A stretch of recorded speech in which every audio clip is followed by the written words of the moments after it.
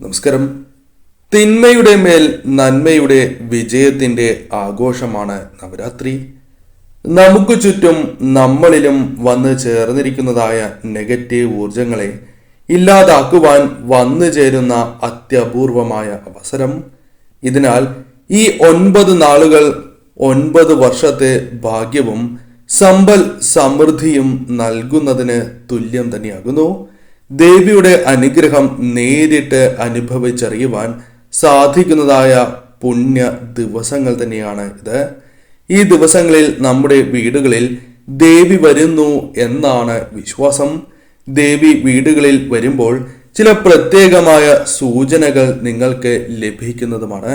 ഇവ എന്തെല്ലാമാണ് എന്ന് വിശദമായി തന്നെ ഈ വീഡിയോയിലൂടെ മനസ്സിലാക്കാം. ഈ ദിവസങ്ങളിൽ ദേവി ആരാധന ഒരിക്കലും അഥവാ ദേവിയെ നിങ്ങൾ ആരാധിക്കാതിരിക്കരുത് എന്ന കാര്യം പ്രത്യേകം ഓർക്കുക. കറുത്ത ഉറുമ്പ്.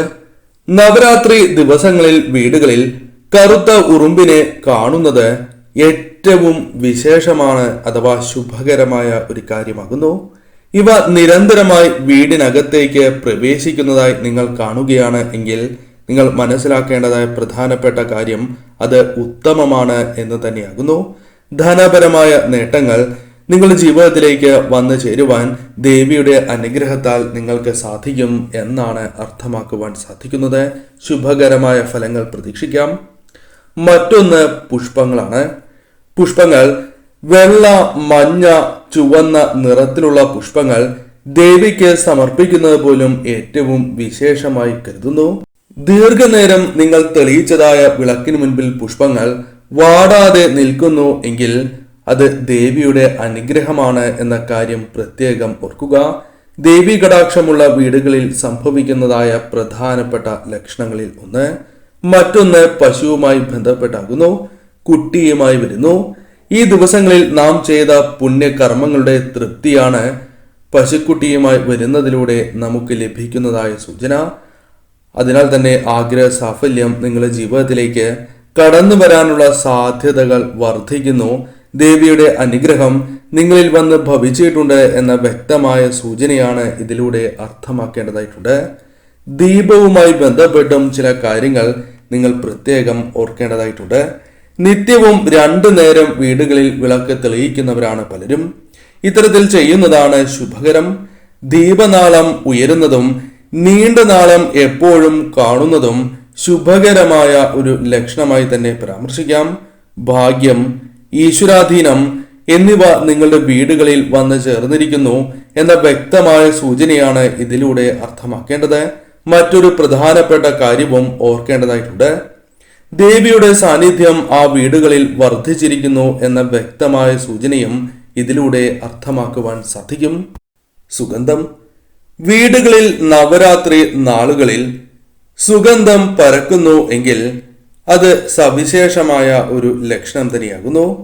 എന്തുകൊണ്ടാണ് ഇപ്രകാരം സംഭവിക്കുന്നത് എന്ന് പലർക്കും സംശയം തോന്നുന്നതുമാണ്.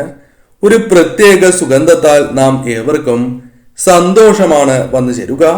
മനസ്സിൽ ദുഃഖങ്ങളുണ്ട് എങ്കിൽ പോലും അത് മറന്നു പോകുന്നതായ അവസ്ഥയാണ് വന്നു ചേരുക. പ്രത്യേകിച്ചും പ്രധാന വാതിൽ പൂജാമുറിയിൽ നിന്നും ഇത്തരത്തിൽ കൂടുതലായി സുഗന്ധം അനുഭവപ്പെടുന്നതും സവിശേഷമായ ഒരു ലക്ഷണം തന്നെയാകുന്നു.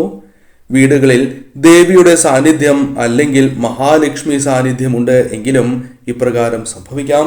അതിനാൽ തന്നെ നിങ്ങളുടെ ജീവിതത്തിലേക്ക് പ്രധാനമായും ചില കാര്യങ്ങൾ സംഭവിക്കാം. അഥവാ ആ വീടുകൾക്ക് ഇനി സന്തോഷകരമായ കാര്യങ്ങൾ സംഭവിക്കാൻ പോകുന്നു എന്നും സമാധാനവും ഉയർച്ചയും കൈവരിക്കാൻ പോകുന്നു എന്ന് തന്നെ അർത്ഥമാക്കാം. അതിനാൽ ഏറ്റവും സവിശേഷമായ ലക്ഷണങ്ങളിൽ ഒന്നാണ് ഇത്.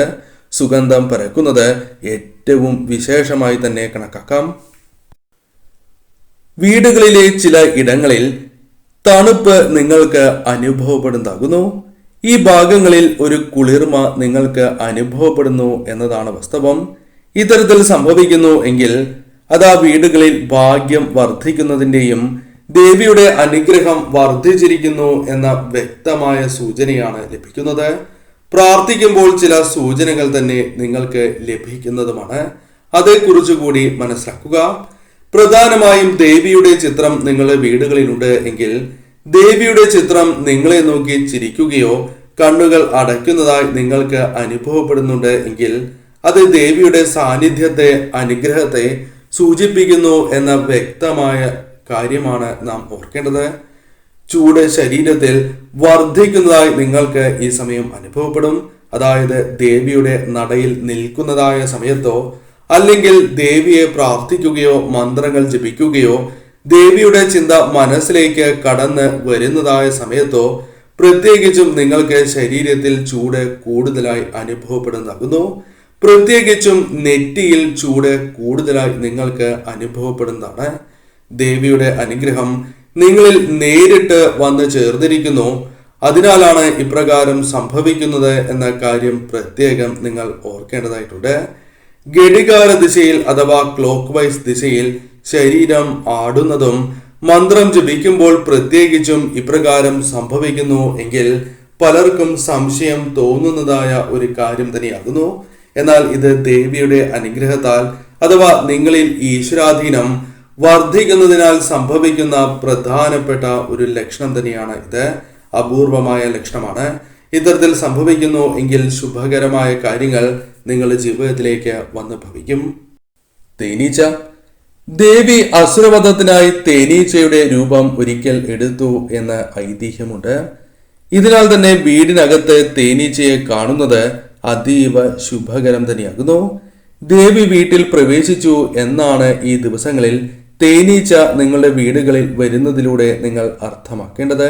അതിനാൽ തന്നെ ദേവിയുടെ സാന്നിധ്യം, അനുഗ്രഹം ആ വീടുകളിൽ വർദ്ധിച്ചു എന്നും നിങ്ങൾക്ക് ചില ശുഭകരമായ കാര്യങ്ങൾ, അത് ആഗ്രഹ സാഫല്യങ്ങളാകാം അല്ലെങ്കിൽ കാര്യവിജയങ്ങളാകാം, നിങ്ങൾക്ക് അനുകൂലമായ ചില കാര്യങ്ങൾ സംഭവിക്കാൻ പോകുന്നതിന്റെ സൂചനയായി തന്നെ ഇതേക്കുറിച്ച് മനസ്സിലാക്കാം. മറ്റൊന്ന് സുമംഗലികളെ കുറിച്ചാകുന്നു.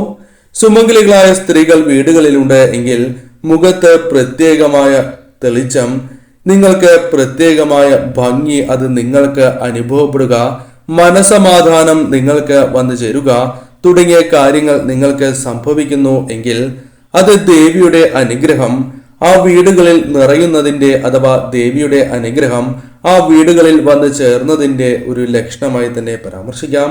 അതിനാൽ തന്നെ നിങ്ങളുടെ ജീവിതത്തിൽ ചില അനുകൂലമായ കാര്യങ്ങൾ സംഭവിക്കാം. തർക്കങ്ങളുണ്ട് എങ്കിൽ നിങ്ങൾക്ക് തന്നെ അത് പരിഹരിക്കുവാൻ സാധിച്ചു എന്ന് വരാം. അനുകൂലമായ കാര്യങ്ങളെ ജീവിതത്തിലേക്ക് കൊണ്ടുവരുവാൻ സാധിക്കും. ജീവിതം രക്ഷപ്പെടുന്നതിന്റെ ഒരു സൂചനയായി തന്നെ കണക്കാക്കാം. അതിനാൽ തന്നെ ഈ ലക്ഷണങ്ങൾ നിങ്ങൾക്ക് പ്രകടമാകുന്നു എങ്കിൽ അത് ദേവിയുടെ അനുഗ്രഹത്താലാണ് എന്ന് മനസ്സിലാക്കുക. അതിനാൽ തന്നെ നിത്യവും നിങ്ങൾ ദേവിയെ ആരാധിക്കുകയും സാധിക്കുന്ന ഏവരും ദേവീക്ഷേത്രത്തിൽ, അടുത്തുള്ള ദേവീക്ഷേത്രത്തിൽ തീർച്ചയായും ദർശനം നടത്തുകയും ദേവിയുടെ നടയിൽ നിന്നുകൊണ്ടോ അല്ലെങ്കിൽ ആ ക്ഷേത്രത്തിൽ ഇരുന്നു കൊണ്ടോ നിങ്ങൾക്കറിയാവുന്ന മന്ത്രങ്ങൾ ഈ സമയം ജപിക്കുന്നതും വിശേഷം തന്നെയാകുന്നു. ഈശ്വരാധീനം പെട്ടെന്ന് വർദ്ധിക്കുന്നതിന്, ലക്ഷ്മി കടാക്ഷം അല്ലെങ്കിൽ ദേവിയുടെ അനുഗ്രഹം ഇരട്ടിക്കുന്നതിന് അത് സഹായകരമാണ് എന്ന കാര്യവും ഓർക്കുക.